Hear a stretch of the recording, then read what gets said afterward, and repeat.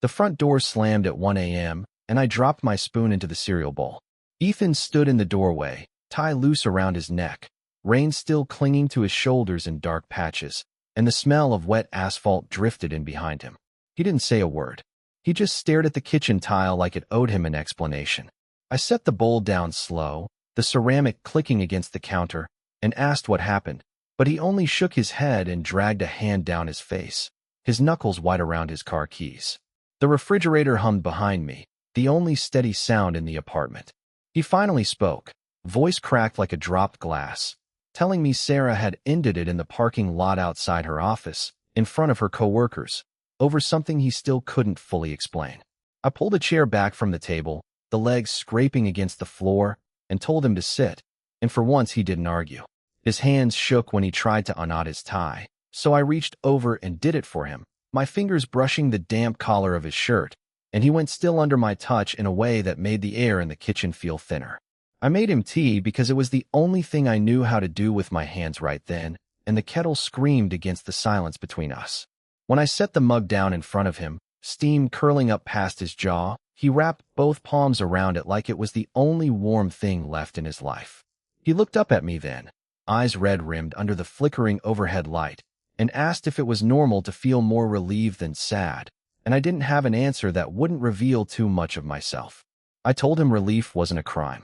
He laughed once, short and hollow, and admitted he didn't know what he wanted anymore. Not the job, not the apartment lease we'd both signed in October, not any of it.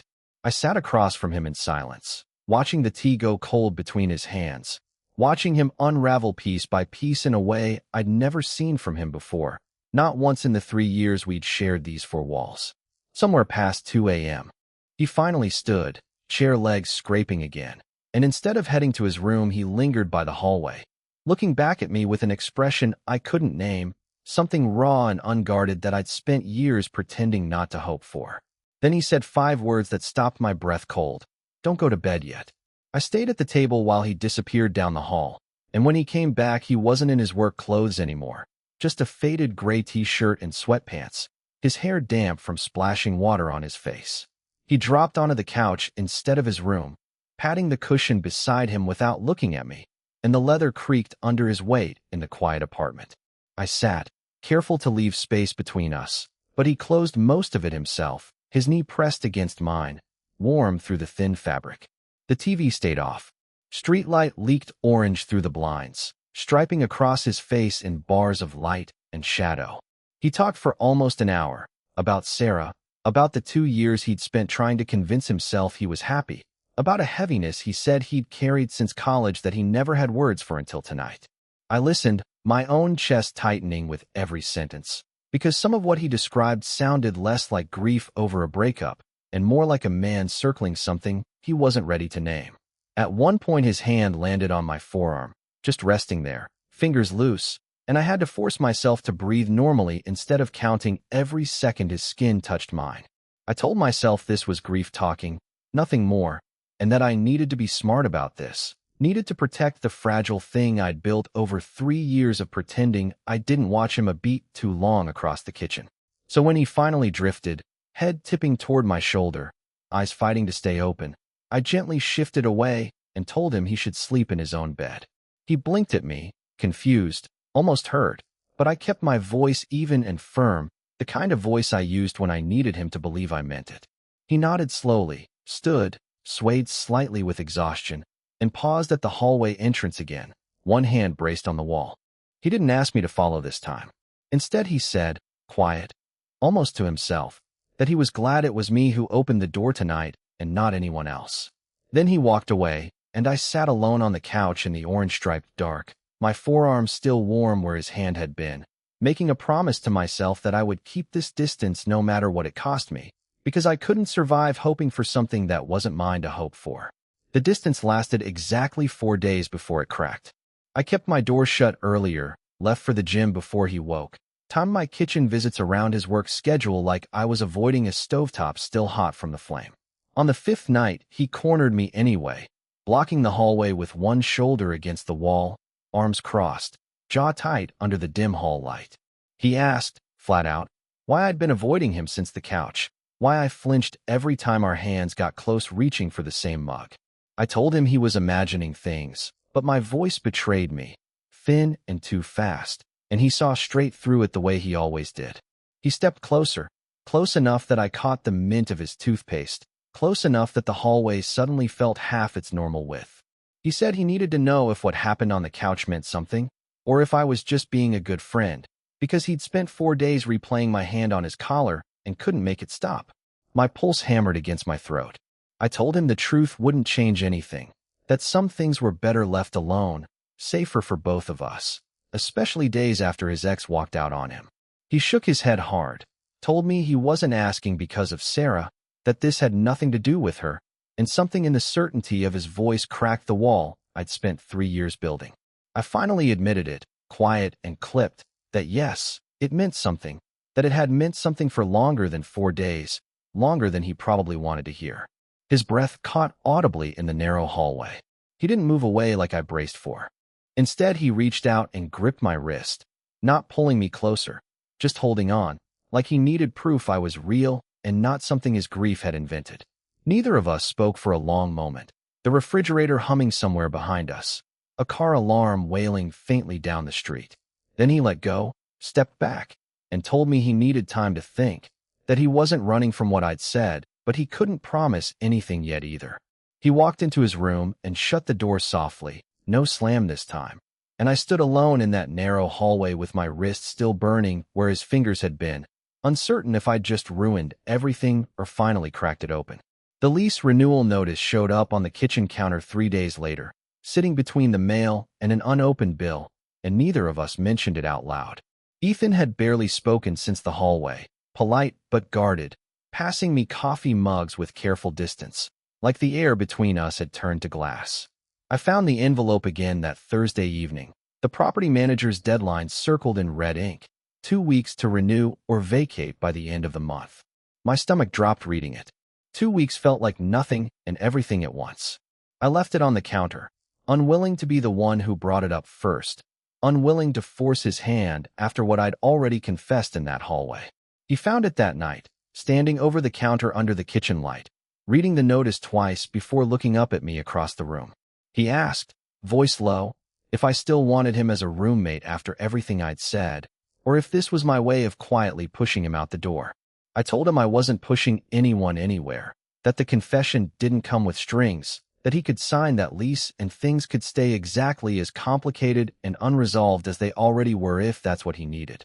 He set the paper down slowly, his palm flat against it, and stared at it like it demanded more courage than he currently had. For a long moment, neither of us moved, the kitchen clock ticking loud in the silence, the streetlight outside flickering once against the window. Then he picked up a pen from the counter drawer, uncapped it, and signed his name on the line without looking away from me, the ink slightly smudged where his hand pressed too hard. He slid the paper across the counter toward me, wordless, an answer he clearly couldn't say out loud yet. I picked it up, read his signature, felt something loosen in my chest that had been clenched tight since the hallway. He finally spoke, voice rough, telling me he wasn't ready to define whatever this was between us, but he wasn't ready to lose it either, and for tonight that would have to be enough. I nodded, folding the lease carefully, understanding that he'd just made a choice bigger than 4 walls and a monthly rent check, a choice to stay close to whatever this was becoming, even without a name for it yet. 2 weeks after the lease sat freshly signed on the counter, Sarah called.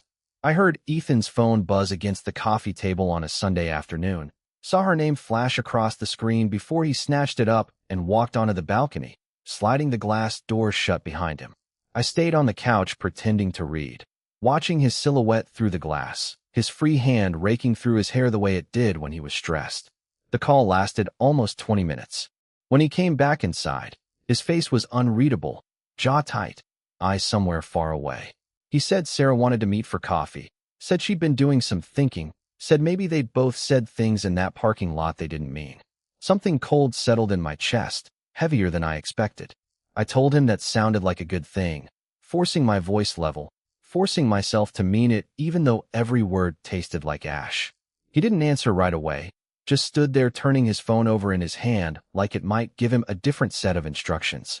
That evening, he left for the coffee meeting in a shirt I recognized from their old anniversary dinners, and I sat alone in the apartment counting the minutes, telling myself I had no right to feel like the walls were closing in. He came home almost 3 hours later, quieter than I'd ever seen him, and when I asked how it went, he just shook his head, said Sarah wanted to try again, said she'd apologized for the parking lot, and asked for a second chance. My throat tightened so hard I could barely respond. I asked what he told her. He looked at me for a long moment, something unreadable behind his eyes, and admitted he told her he needed time, that things had changed since the breakup in ways he wasn't ready to explain to her yet.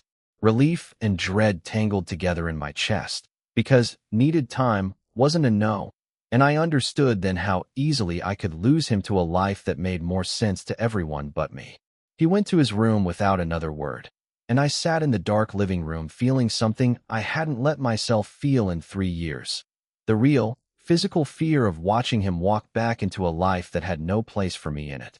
I couldn't sleep that night, staring at the ceiling fan spinning slow shadows across my bedroom wall, replaying the word time over and over until it stopped meaning anything.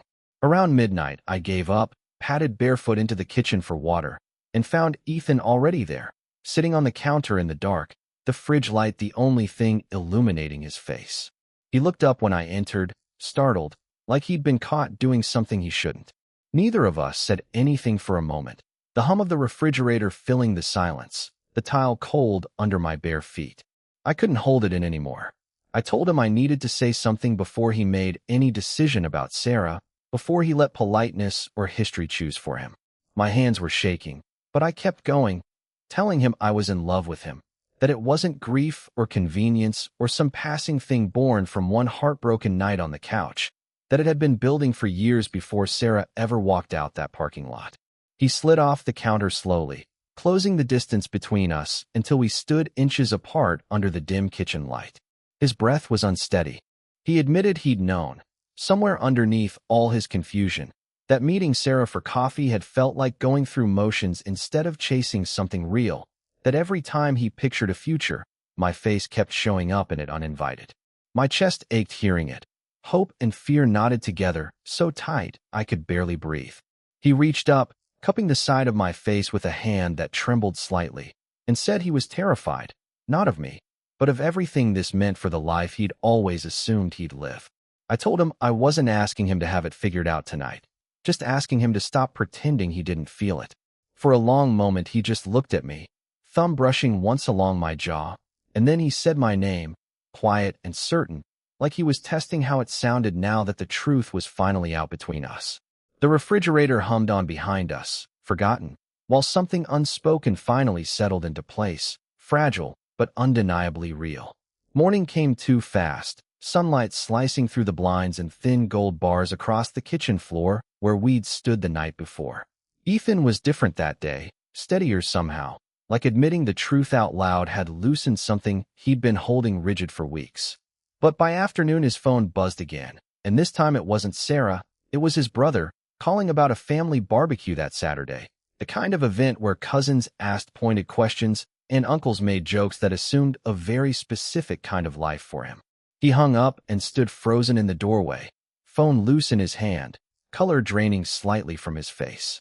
He told me his family had already heard whispers about the breakup, that his mother wanted him to bring someone, anyone, to prove he was fine, moving forward, the same man they'd always known.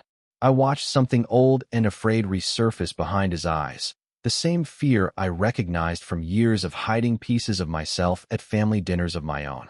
He said he wasn't ready to bring me, not yet, not with everything still so new and unnamed, and the words landed harder than he probably intended. I told him I understood, though the disappointment sat heavy in my chest anyway. He grabbed his jacket off the hook, said he needed air, and walked out without saying where he was going, the front door clicking shut softer than I expected given how unsettled he looked. I spent the next 2 hours pacing the apartment, checking my phone every few minutes, imagining every version of him deciding this was all too complicated, too public, too permanent to risk. When he finally came back, his jacket damp from an evening drizzle, he found me sitting on the couch and didn't sit beside me right away. Instead, he stood in front of me, jaw set, and said he'd walked 3 miles trying to decide what kind of man he wanted to be, the one who hid what mattered to keep everyone comfortable, or the one who finally stopped apologizing for wanting something real. He said the barbecue was Saturday, and he wanted me there, not as a friend, not as a roommate, but as exactly what I actually was to him. My heart slammed against my ribs. Saturday suddenly felt like the edge of a cliff neither of us could walk back from. Saturday arrived gray and humid, the kind of thick southern heat that made shirts stick before noon. Ethan's hands shook slightly as he tied his shoes by the front door, and I recognized the same nervous energy from the night Sarah left him standing in that parking lot. Except this time the fear pointed somewhere entirely different. His family's backyard smelled like charcoal smoke and cut grass when we arrived. String lights already strung between 2 oak trees despite the daylight. His mother's laughter carrying from the porch before we even reached the gate. Conversations paused when we walked in together, not dramatically, but enough that Ethan's grip on my hand tightened at his side. His brother met us first, eyebrows lifting a fraction before he recovered with a handshake and a joke about finally meeting the roommate everyone kept hearing about. His mother approached slower, wiping her palms on her apron, her eyes moving between us with an expression I couldn't read yet. Ethan didn't let go of my hand. He introduced me plainly, no qualifiers, no careful wording, just my name and the simple, steady claim that I mattered to him now. Silence stretched a beat too long, the kind that makes a chest go tight, before his mother finally nodded slowly and said she was glad he'd found someone who made him stand this straight again, voice thick with something between shock and relief. Not everyone in that backyard looked convinced. An uncle near the grill turned away, jaw tight, and didn't speak to either of us the rest of the afternoon, and I saw Ethan clock it, saw the old fear flicker behind his eyes for a second. But he didn't drop my hand, didn't shrink the way I half expected, didn't rush us out early to avoid discomfort. Instead, he stayed through the whole afternoon, introducing me to cousins, laughing at his brother's terrible jokes, glancing over at me every so often like he was checking I hadn't disappeared. When the sun finally dipped low behind the oak trees, staining the sky orange, he pulled me aside near the fence, away from the noise, and told me that standing in that backyard holding my hand had felt more honest than anything he'd done in years. He said he was done pretending discomfort from other people meant more than his own happiness. Then he asked, quiet enough that only I could hear, if I'd consider making this permanent, not just the lease, but us. We drove home from the barbecue with the windows cracked, warm evening air pushing through the car, the radio playing low beneath the hum of tires on wet asphalt. Neither of us said much, but his hand found mine on the console somewhere around the third red light and stayed there the rest of the drive. Back at the apartment, he didn't head straight to his room the way he used to on hard nights. Instead, he flipped on the kitchen light, the same light that had witnessed his collapse months earlier, the same counter where he'd once signed a lease with trembling hands, and pulled 2 mugs down from the cabinet like it was any ordinary evening. Except nothing about it felt ordinary anymore. He made tea again, just like that first night, but this time he made 2 cups instead of 1, sliding mine across the counter with a small, steady smile that hadn't existed in him back then. He told me he'd spent the drive home thinking about that first night, how far we'd come from a slammed door and a broken engagement to this, standing in the same kitchen as 2 people who finally knew exactly what they wanted. I asked him, half joking, half not, if he was sure this wasn't just relief talking again, the same question he'd asked me months ago. He shook his head, set his mug down, and stepped close enough that I could feel the warmth radiating off him, close enough that the kitchen felt smaller than it ever had. He said relief didn't survive 4 months, family barbecues, and an uncle who still hadn't spoken to him, that what he felt now had a different name entirely, one he wasn't scared of anymore. Then he asked me the question he'd been circling since that first broken night, the one that had started everything without either of us realizing it, asking if I would stay, not just through another lease renewal, but for good, for real, for whatever came next. I set my mug down beside his, my hands steady for the first time in months, and told him yes, that I'd been staying long before he ever found the courage to ask. Outside, the streetlight flickered on against the window, and in that small, ordinary kitchen where his heart had first broken open, it finally, fully mended, closed around the both of us like it had been waiting for this exact ending all along.